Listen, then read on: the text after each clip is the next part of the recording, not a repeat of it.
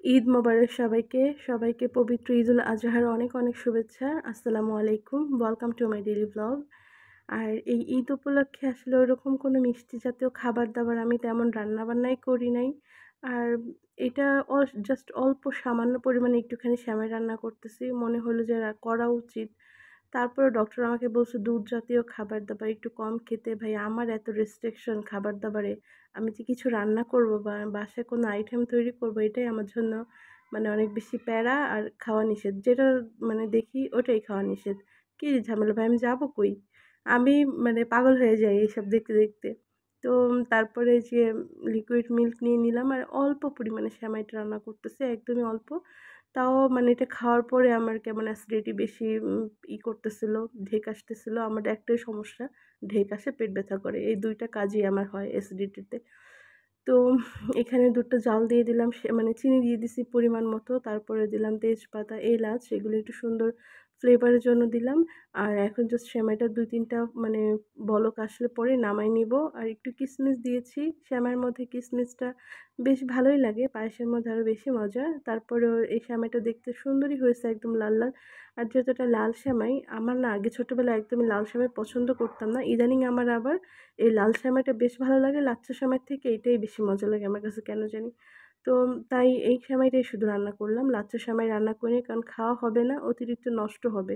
ফ্রিজে রেখে ২-৩ দিন ধরে খাওয়ার কোনো দরকার নেই। জাস্ট যতটুকু মানে এইটুকুই শেষ হয় না। এটাই ফ্রিজে রেখে কতদিন লাগে শেষ করতে আল্লাহ ভালো জানে।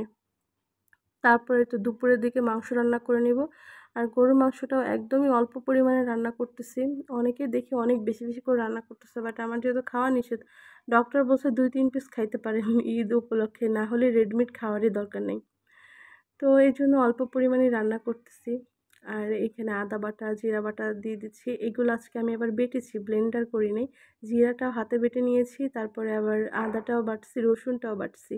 একদম সুন্দর করে মানে হাত-টাত ব্যথা হয়ে গেছে বাবারে বাবা বাটতে যেয়া।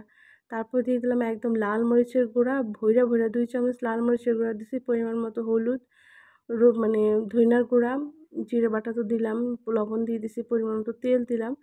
আসলে এই কুরবানির মাংসগুলা না অত বেশি মসলা দেওয়ার কোনো প্রয়োজন নেই। এমনিতেই অনেক বেশি টেস্টি হয়।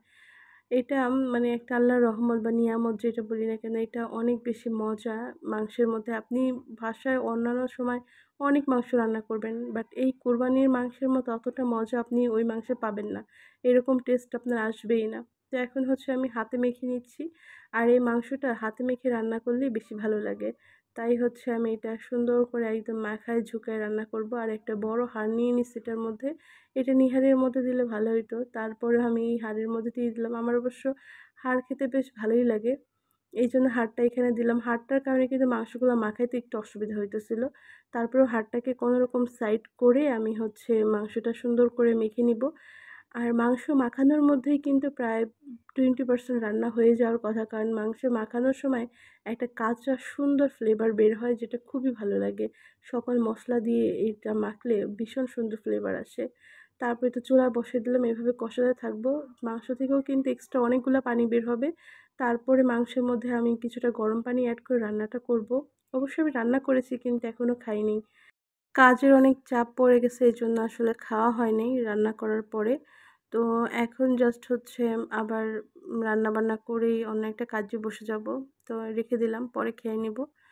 আর মাংসটা সুন্দর মতো কষিয়ে নিয়ে তারপরে হচ্ছে ঝোলের পানিটা দিয়ে দিব।